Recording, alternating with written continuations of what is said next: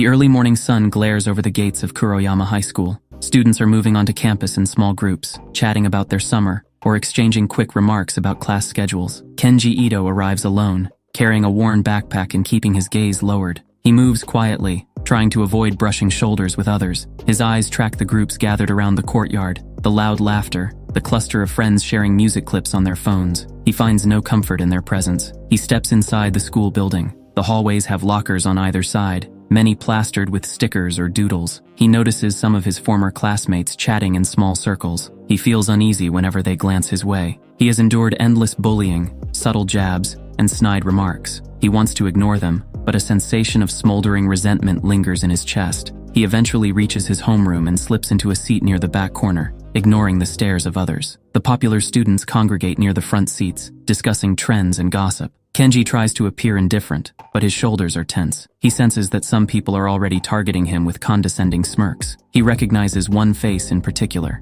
Rina Yoshida, a girl known for her magnetic social presence and tendency to pick targets to ridicule. She has tormented him before. Now she pretends not to see him, but the slight tilt of her head and the suppressed grin of her friend suggests they are aware he is there. The day's lessons begin. Teachers rotate in and out, giving lectures in mathematics, literature, and science. Kenji focuses on taking notes, keeping his eyes averted whenever Rina's circle snickers. He wonders if they are mocking him. His stomach knots with the memory of all the pranks from previous years, anonymous notes calling him weak, subtle pushes in the hallway, false rumors about his personal life. He clenches his pen. Time passes slowly until the final bell for lunch break rings. Students filter out into the cafeteria or roam the corridors. Kenji moves swiftly to avoid Rina. He grabs a simple lunch from the convenience store corner near the front of campus, heading to a secluded stairway behind the gym to eat alone. He does not expect to find Rina there. She and two friends have cut through a side entrance, and they spot him on the steps. Rina arches an eyebrow in mocking curiosity. She makes a remark that Kenji is too timid to even say hello. Her friends chuckle, eyeing him with disdain. Kenji's hands curl into fists, but he keeps them at his sides, refusing to give them the satisfaction of a reaction. Rina steps forward, flicks her hair, and taps him lightly on the forehead with a single finger, an insulting gesture. She makes a light scolding sound, as though reprimanding a small child. His jaw tightens. He wants to retaliate, but he fears the consequences of causing a scene. The three girls walk away, their giggles echoing in the empty corridor. He remains on the steps, breathing heavily. His lunch is barely touched. He experiences a tightness in his chest. He resents himself for not standing up. He despises the environment that enables bullies. He hates how Rina's popularity shields her from consequences. His thoughts swirl until the break ends, and he is forced to return to class. The day slides into afternoon, and soon it is dismissal time. Kenji gathers his belongings and slips out a side exit to avoid crossing paths with Rina's clique again. Outside the main gate, he sees a group of rowdy seniors joking around. He circles past them,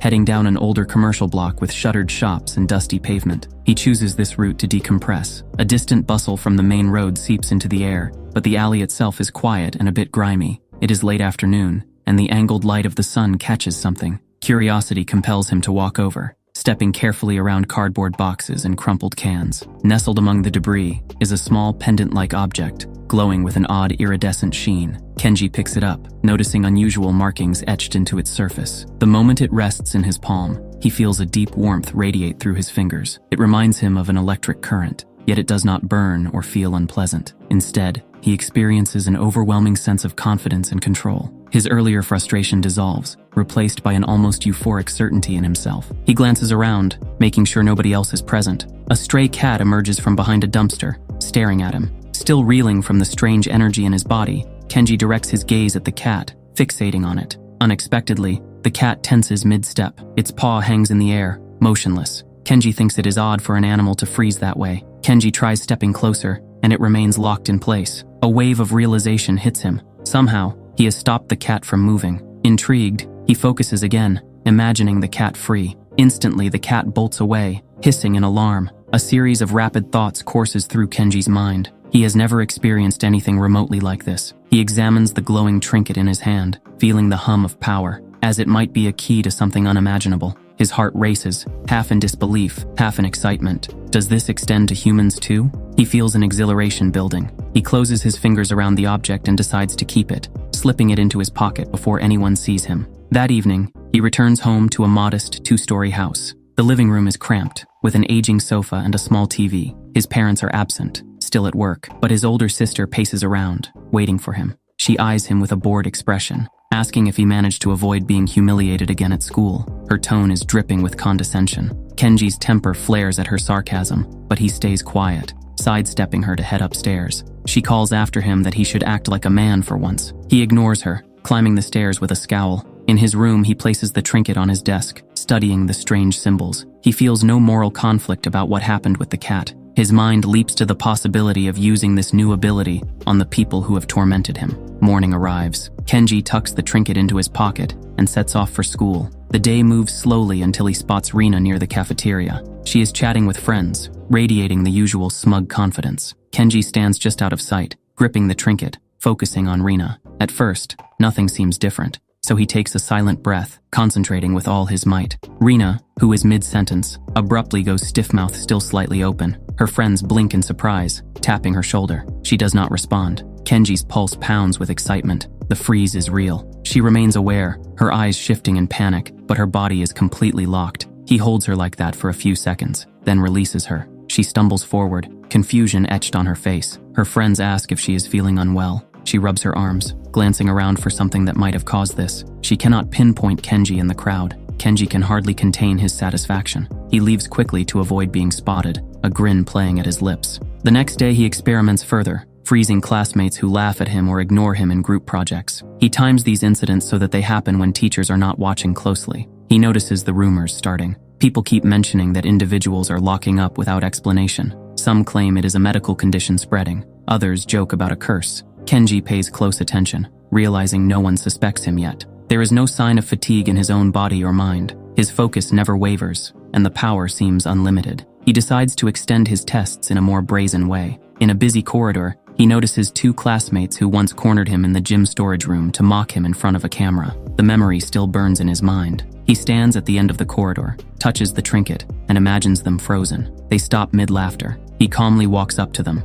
He sees the panic in their eyes, full of helpless realization that they cannot move or speak. He lingers just long enough to relish their fear, then releases them. They gasp, stumbling back, looking around, trying to understand the cause. Kenji slips away before they can recover. He returns home with a new sense of self. He views the once threatening world as a playground for his power. His sister, clueless, tries to harass him that evening about chores. As she berates him in front of their parents, he meets her eyes and imagines her stuck mid-rant. She stops abruptly, her voice dying in her throat, arms paused in an aggressive gesture. Their parents frown in confusion, calling her name. Kenji notices her frantic eyes darting side to side. She is aware of every second, but unable to speak or move. Kenji's heartbeat quickens with a surge of pleasure, witnessing the shock on her face. A few moments later, he frees her, and she sucks in a breath, trembling. Their parents are completely baffled. Kenji walks away, stifling a smirk. That night, he replays the scene over and over in his mind, no remorse haunting him. Days progress. He refines his control, discovering that he can freeze multiple people at once if he focuses on them in a single mental sweep. He causes repeated disruptions around campus. Entire small groups lock up, unable to explain the phenomenon. Teachers grow alarmed, holding emergency meetings. The principal contacts local authorities. Students begin to suspect each other, but few suspect Kenji, who is known for being quiet and timid, rarely stirring any trouble. He ensures that he never acts in front of cameras or large adult supervision. The chaos swirls like a dark cloud around the school, fueling Kenji's pride. He focuses much of his venom on Rina, orchestrating humiliations. Sometimes he waits until she is carrying a tray of food in the cafeteria, then freezes her in front of everyone. When he releases her, she ends up dropping the tray, spilling food across the floor. Laughter erupts, and she flees in confusion and embarrassment. Another time, he catches her in the hallway on her way to an important exam, freezing her until the exam period ends, ensuring she fails. He watches from a distance as she arrives breathless and late, begging the teacher for another chance, receiving only disapproval. The rumors about her failing grades and frequent odd behavior intensify. Her friends start pulling away, unsure how to help someone who appears cursed or mentally unbalanced. But Kenji soon discovers more. One afternoon, he notices an older student rummaging through a locker. The older student had once spread rumors about Kenji's family life. Kenji decides to freeze him, stepping closer to examine his reaction. He sees the student's pupils quiver. In that moment, Kenji feels an impulse to do more than just hold him. He wonders if the freeze extends to direct commands. Tentatively, Kenji focuses on a single thought. He wants the older student to shut the locker. He pictures it clearly, pushes the command outward in his mind. To his shock, the older student, still frozen, seems to move only his arm, closes the locker door, then returns to a stiff, partially suspended posture. Kenji's eyes widen. He had not released the freeze. He forced the older student to obey an action mid-freeze. This revelation triggers a new wave of excitement. He releases the older student fully, then slips away, leaving the other boy disoriented. This suggests a new layer of control. Kenji can not only stop people from moving, he can also force them to perform specific acts while in that state. That evening, Kenji is restless, imagining the endless possibilities. He heads to a deserted intersection near his home, waiting until he finds a stray passerby. He tests this command ability again, freezing the person in an alley, then forcing them to pick up an empty can and throw it into the trash. The experience sends shivers of pleasure through him. He is forging actual puppets out of living beings. No one else is around to see the act. Emboldened, Kenji decides to escalate his manipulation at school. He first targets a teacher who has always dismissed his concerns about bullying. During a free period, Kenji intercepts this teacher in an empty corridor. He freezes her, stepping close, feeling a pitiless satisfaction. He then commands her to kneel on the floor and place her forehead against the ground in a gesture of total submission. She obeys mechanically, her eyes flooded with horror. The moment she completes the action, Kenji releases her. She scrambles up, confused, tears forming as she struggles to rationalize why she behaved that way. Kenji stays behind a corner, listening to her frightened muttering. He walks away, deeply satisfied. He carries this mindset through the following days, systematically targeting those who once mocked him. Students who teased him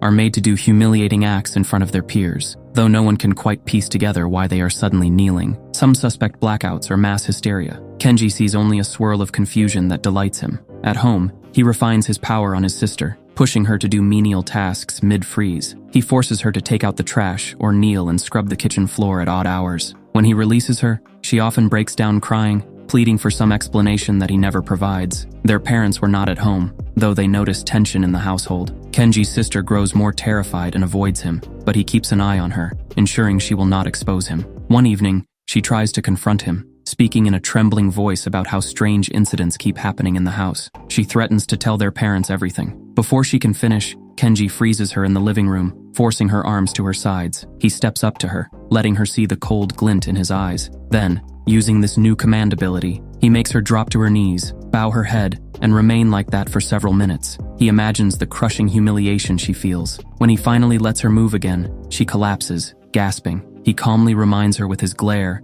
that he can do far worse if she does not remain silent. She retreats, tears on her cheeks, fear etched deep in her expression. At school, Rina's downfall continues, but now Kenji adds an extra layer of cruelty, forcing her to degrade herself. When he finds her alone, he freezes her, then commands her to throw her phone to the ground and smash it underfoot. She stares in horror as her body moves against her will. He watches her tears pool, but he relishes the scene. He humiliates her by making her toss her makeup in the trash or bow to random classmates in corridors. No one understands her bizarre behavior, and many conclude she has become unhinged. She loses every trace of the pride that once defined her. Kenji revels in the power reversal. Word spreads among the student body that Rina might be under some evil spell, and teachers panic over the rash of incidents. Kenji's name never once surfaces as a suspect, due to his quiet reputation. A few days later, the school arranges an assembly in the auditorium, inviting parents and local officials to discuss the crisis. The principal addresses the crowd, voicing concern and urging calm. Rina waits near the front, expression grim. Kenji stands at the back, arms folded, scanning the scene. He sees teachers looking around nervously. Parents whisper among themselves. A hush falls over the crowd when the principal mentions that any students with information should come forward immediately. Rina stands up, trembling, but determined. She moves toward the stage, ignoring a teacher's protest that she should remain seated. She reaches the microphone, glances at the sea of students, her eyes flickering with fear. Kenji narrows his gaze from the back. He suspects she might attempt to name him, even though she has no concrete evidence. He prepares to freeze her. However, a stronger thrill courses through him at the thought of humiliating her in front of hundreds. He focuses, locking her in place as she tries to speak. The entire crowd notices her pause, waiting for words that never come. Kenji steps forward slowly along the side aisle, intensifying the freeze on Rina. She stands stiff, mouth open, microphone inches from her lips, but no sound emerges. Then Kenji commands her to perform a humiliating gesture. He orders her to kneel on the stage, bow her head repeatedly, as though in abject apology. Her legs bend and her body lowers. The entire audience gasps, some crying out in alarm, unsure whether she is having a breakdown. Others look around, demanding someone do something. Teachers rush toward the stage, but Kenji extends the freeze to them, halting them mid-run. Dozens of teachers and officials freeze in place, arms extended, eyes wide. Kenji experiences a euphoric surge. More parents stand, some demanding answers. Kenji smirks. For a final blow, he forces Rina to tear the microphone from its stand and throw it across the floor. The clang reverberates through the auditorium. He then releases everyone at once, causing a chaotic uproar. Rina falls sideways, sobbing. Teachers stumble forward, parents cry out, and the principal rushes to the stage, shouting instructions. Kenji leaves the school auditorium amid the echoing screams and confusion he has orchestrated. Kenji's heart still thumps with excitement. He crosses the courtyard. Dozens of students huddle in anxious clusters, whispering about the strange phenomenon that has plagued the campus. Some glance at Kenji and quickly turn their faces away,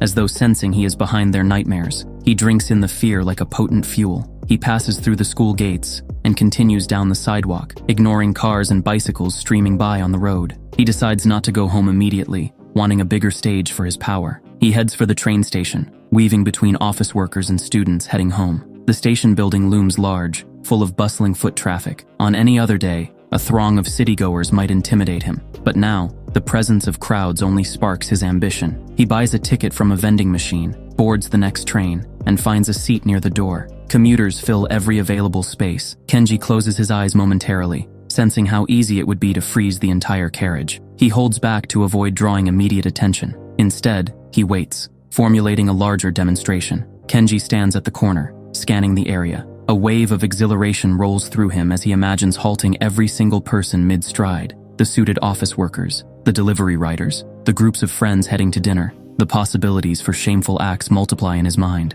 From mild inconvenience to outright devastation, he draws a slow breath, stepping forward into the crosswalk as the signal changes. Kenji feels the hum of the trinket in his pocket, a comforting warmth that has accompanied him since he first discovered it. He stands by the fountain, glancing around for any police presence or city cameras that might cause trouble. Even if cameras record him, it won't matter if he can freeze the entire block. He closes his eyes for an instant, summoning the freeze, and instantly, the musician's guitar strum cuts off mid-chord. People around the fountain halt. A father lifting his child into the air pauses. The child's eyes dart around in confusion. A cluster of high schoolers freeze mid-laugh, drinks in their hands. Kenji's chest swells with delight. He steps forward, weaving between the silent mannequins. He spots a woman in her 20s inching slowly backward, apparently not fully locked by the freeze. He guesses she was outside his direct radius when he initiated it, so she retains partial freedom of movement. Her eyes are wide, tears forming. She trips, falls to the ground, and tries to crawl away. Kenji narrows his gaze, intensifying the freeze specifically on her. She goes rigid, lying flat with one arm stretched out. He steps away, leaving her pinned to the cement. A distant siren echoes through the streets. The police have been alerted far quicker than he anticipated. He scans the perimeter for an escape route, but then reminds himself that he can freeze any officer who arrives. He decides to remain and push the demonstration even further. 2 patrol cars screech to a halt at the edge of the plaza. Doors fly open. Several officers step out, assessing the bizarre scene. Dozens, possibly hundreds, of people locked in unnatural poses or forcibly performing humiliating acts. With a mental flourish, he freezes the first pair of officers as they run forward. They drop mid-step, arms extended, baffled. Moments later, he hears additional sirens approaching. Police vans block nearby intersections, forming a perimeter. Kenji sees uniformed shapes hustling into position, likely aiming to cordon off the entire block. They do not understand that ordinary tactics are worthless against an enemy who can lock them in place. Kenji contemplates letting them gather, freezing them all at once to create the largest audience for his power yet.